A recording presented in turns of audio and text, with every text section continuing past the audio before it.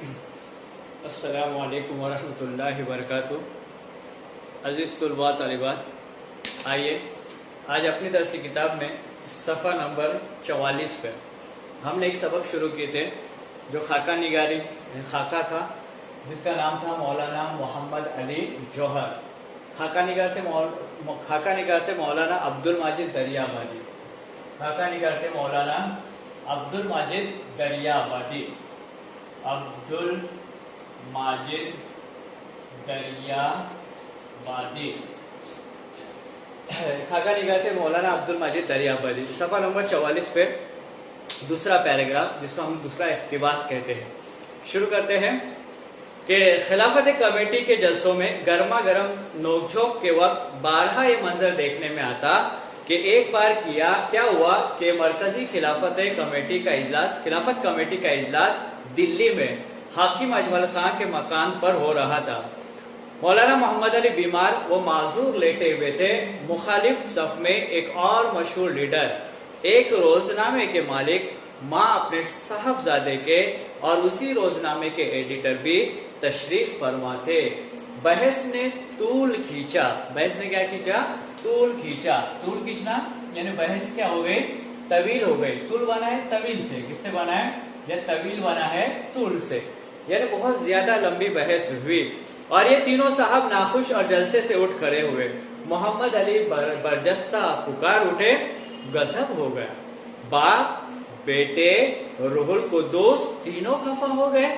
یعنی انہوں نے کہا کہ باپ بیٹے تو ساتھ میں ہے ہی ہے، ساتھ ہی ساتھ ایڈیٹر جو ہے، اخبار کے ایڈیٹر، یہ بھی ناراض ہو گئے، یہ بھی خفا ہو گئے۔ یعنی بہت زیادہ حاضر جواب تھے کون؟ مولانا محمد علی جوہر۔ اس سے پہلے ہم نے ان کی کئی یعنی صفات کو دیکھا ہے، جو برجستہ بولنا، بر وقت بولنا اور صحیح بولنا، یہ ان کی خوبیوں میں شامل تھا۔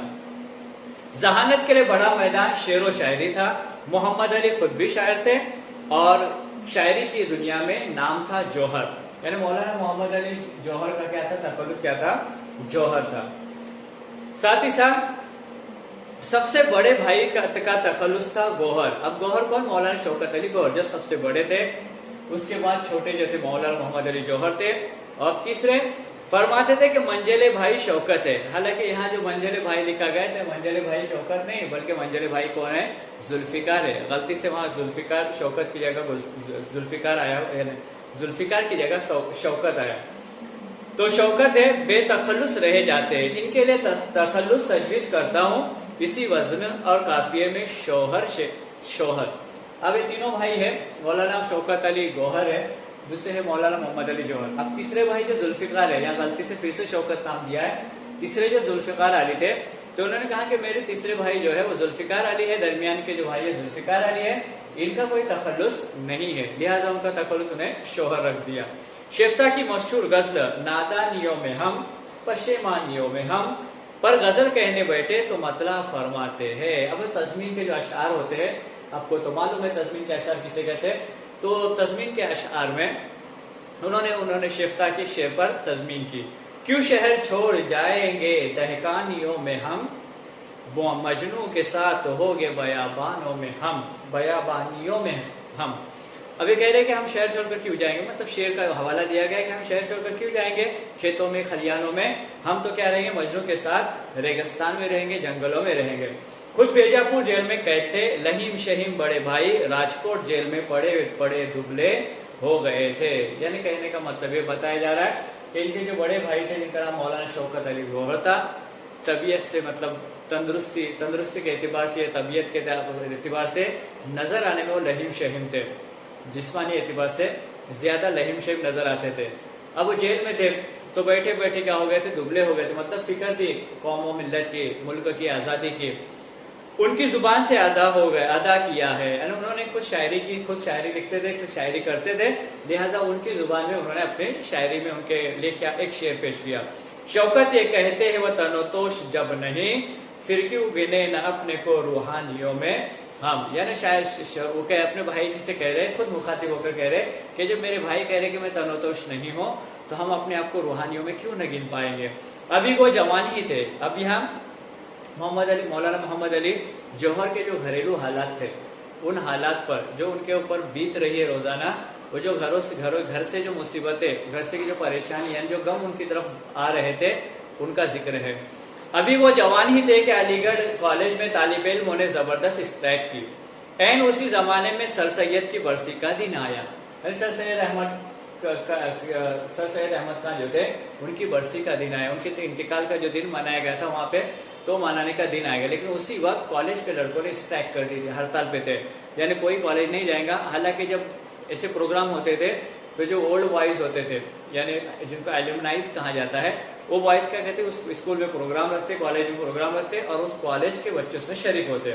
लेकिन यहाँ मामला ऐसा हुआ कि स्कूल कॉलेज में कोई नहीं था, स्ट्राइक पे थे, लेकिन प्रोग्राम तय किया गया। और उसी दिन ओल्ड बॉयज ने भी अपना सालाना जलसा मनाना तय किया। मोहम्मद अली आते हैं और एक मंजूम आरिजा सर सैयद की रूह की खिदमत में अपने ही जैसे बूढ़े लड़कों को सुनाकर पेश करते हैं। यानी मतलब सामने बैठने वाला जो था स्टूडेंट था, तालिब इल्म था, लेकिन उम्र के एतबार से बहुत ज्यादा ज़ईफ, बूढ़े मतलब ज़ईफ आदमी को अपने दोस्त को सुनाते हैं और चले जाते हैं। अब यहाँ जो हालात आ रहे हैं उनके घर के हालात है, अज़दिवाजी जिंदगी है, उनके घर की बेटियां हैं, उनके हालात। लड़का कोई न था, यानी मौलाना मोहम्मद अली जौहर को एक भी बेटा नहीं था। 4 लड़कियां 4 थी, एक भी बेटा नहीं था। लड़कियां कितनी थी? 4 लड़कियां थी उसको, मौलाना मोहम्मद अली जौहर को। एक से बढ़कर एक चहेती और लाडली, यानी बेटियां कैसी थी बोलो? बहुत ज्यादा लाडली थी और चहेती भी थी। 1923 ईस्वी में, आज से तकरीबन 98 साल पहले, 98 साल पहले, अभी जेल ही में थे कि मंझली लड़की यानी दरमियानी जो लड़की थी, आमीना बी, बेटी का नाम क्या था? Amina B. आमीना बेटी जो थी, दरमियानी बच्ची जो थी, 4 बच्चियों में दरमियानी बच्ची जो थी, जवान शादीशुदा, दिक में मुब्तिला हुई। तपेदिक जिसको कहा जाता है, दिल का एक आरिजा होता है जिसमें दिल के अतराफ में दर्द होना शुरू हो जाता है। तो उस दिल के आरिजे में क्या हो गए? मर्ज में मुब्तिला हो गई और मर्ज रोज बरोज बढ़ता गया। यानी जो दवा करते थे, मर्ज कम होने की बजाय बढ़ता ही चला गया, बहुत ज्यादा परेशान होने लगे। मजबूर व मुक़य्यद चाहने वाले बाप पर क्या गुजरी होगी? मुक़य्यद लफ्ज आया, मुक़य्यद लफ्ज क्या है? मुक़य्यद, मुक़य्यद यानी कैद में, कैद, मुक़य्यद यानी कैद से बना है। यानी जो वालिद जो थे वो कैद में थे और बेटी घर पर बीमार थी। और कितनी बीमार थी? जो दूसरों की औलाद के लिए तड़प जाने वाला था, खुद ही अपनी नाजों की पाली नूरे नजर के लिए कैसा कैसा बिलबिलाया होगा, तिल मिलाया होगा, फड़फड़ाया होगा। कुछ जोर न चला तो आलम ख्याल ही में बेटी से कहने लगे, आलम ख्याल। अब ख्याल आलम के माने 2 होते। एक आलम होते जिसको हम दुनिया कहते हैं, लेकिन यहाँ दुनिया मुराद नहीं आएगा। आलम यहाँ कैफियत आएगा, हाल आएगा, जिसको इंग्लिश में सिचुएशन कहेंगे, या तो फिर हालात जो आते हैं उस हालत के एतबार से कैफियत कहेंगे। दिल की कैफियत जो रहती है उस आलम में, उस कैफियत वाले आलम में क्या कहा उन्होंने कि कुछ जोर न चला तो आलम ख्याल में ही बेटी से कहने लगे, मैं हूं मजबूर पर अल्लाह तू मजबूर नहीं है। अल्लाह मैं मजबूर हूँ, लाचार हूँ, मैं कुछ नहीं कर सकता अपनी जात से क्योंकि मैं कैद में पड़ा हूँ, लेकिन अल्लाह तू मजबूर नहीं है। या अल्लाह तू कादिर मुतलक है, तू हर चीज को करने वाला है, तेरा इशारा तेरा इरादा ही काफी है। तुझसे मैं दूर सही ओ तो मगर दूर नहीं। ए अल्लाह मैं तुझसे दूर हूँ, मैं मजबूर हूँ, मैं लाचार हूँ, लेकिन मेरी बेटी तुझसे क्या है? करीब है, तू मेरी बेटी पर रहम फरमा। एक नहीं 2 जवान पहाड़ सी लड़कियों का जनाजा अपने कांधों अपने हाथों उठाया, कब्र में सुलाया। दिल उन जाती सदमों की ताप कहाँ लाता, कौमी सदमे उनसे बढ़ चढ़ कर जिए उसके बाद 6-7 साल। यानी क्या हुआ? 2 बेटियों को क्या हो गया? बोलो इंतकाल हो गया। दोनों बेटियों को कहाँ पहुंचाया उन्होंने? कब्रिस्तान पहुंचाया। अपने हाथों से क्या किया? बोलो उन्हें दफन किया, सुलाया, दफन किया, अपने हाथों से दफन किया।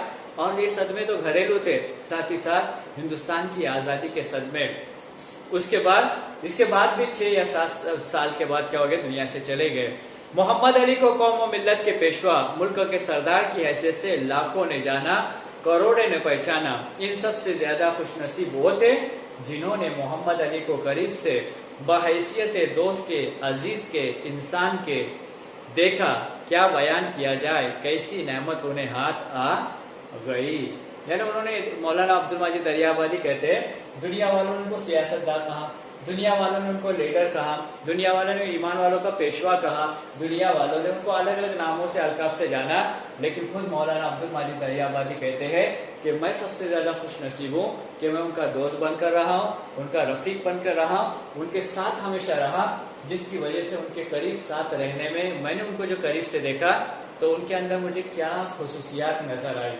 عزیز طلباء طالبان، یہ ہمارے اسلاف تھے جنہوں نے اپنا تن من دھن دولت سب کچھ دین کے لیے بھی اور اپنی قوم کے لیے بھی اور اپنے ملک کے لیے بھی کیا کیا، قربان کیا۔